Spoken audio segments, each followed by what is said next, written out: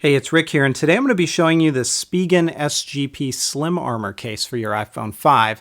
I've got it in the three different colors that it comes in, and this is a two-part case where the back is made out of plastic and the one-piece portion of this case is made out of a thermoplastic material, or a TPU for short. It's going to replicate the look of a metal, so when you see this from afar, and even some people have commented up close, it really looks like a piece of metal here, but it's not, it's plastic. So I'm going to show these to you up close, and I'll show you the two parts in just a moment. The nice thing about this case, you can pick it up for under $20, and I will link in the description of my video where you can pick this case up. So be on the lookout for that. But inside of the package, you are going to receive the case and then 3 jelly home buttons, which are these guys right here. You just kind of peel it off and stick them on your home button if you want it to look a little bit different. It's not going to include a screen protector, mind you, but remember that price point is pretty low at under $20. This one right here is called Metal Slate, and as we take a look at it up close, you can see that it really resembles the Slate iPhone 5 with that two-tone design, and that's what that one's going to look like. And then we also have this one right here, which is called Satin Silver. And the difference on this one, besides having that silver look, is the TPU on this one. You can see it's gray, and of course it has a black liner for your camera. And this one is called Satin Silver. Now the one that I like, and the one that I've been using, is this one, and it's gunmetal. And I've already taken the back shield off, or the back kind of plate off. Again, that's your hard plastic. This is your TPU. You really are never going to have to take that back plate off unless maybe you pick up a couple of these and you want to switch the back plates for whatever reason. But I just do that to show it to you, and you can get an idea for what that looks like. I'm going to pop that back plate back into place here. And I'll show you just how easy it is to install this on your iPhone 5, as well as remove it without ever having to take that back plate off. So first thing I'll mention, I do not have a back shield on my iPhone 5, nor do I have a screen shield on my iPhone 5. And unless you've got a real thick back shield, in this case probably is not going to cause you any trouble. Line up those buttons first, and we're simply going to pop it into place just like this. Go around all the edges, make sure everything is cinched in. And it is, and we're good. So let's take a look at this up close.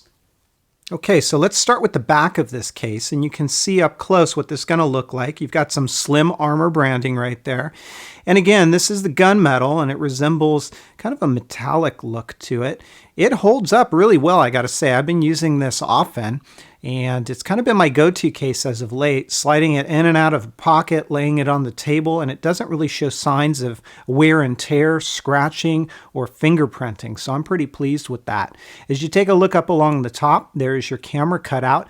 Tested this in dark scenarios, and when that LED flash fires off, whether it be in photos or videos, there's no visible hint of whiteout or washout in those photos or videos, so it's looking good there. Along this side, you can see your buttons are covered up, very tactile, very clicky, and they work really, really well. Here is your rotation lock or your mute switch. Pretty easy to get to, and you can just switch it like that. Down along the bottom here, you can see you've got some coverage for your speaker as well as your microphone. No distortion of sound or mic pickup, so I have no issue with that. Your lightning connector, that's what that's going to look like, and unless you're using probably that lightning adapter that doesn't have the cable attached to it, it should pretty much work with a lot of stuff out there, although some of the new docks that are coming out, you might run into an issue here. I will call out, though, that your headphone jack will be troublesome for some.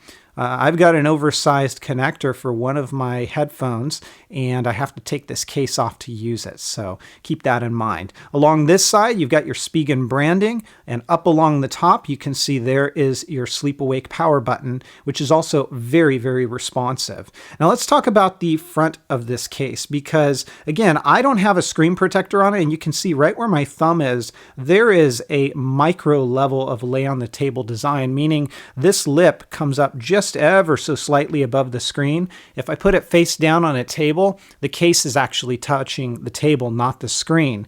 If you put a screen protector on this, especially one of the glass style, forget about it. You no longer have a lay on the table design. So for some, that may be an issue. For others, maybe not. But I figured I'd call that out for you guys. Real easy case to remove, even with this back piece on. You're going to kind of put two thumbs right up here and just pull away like this.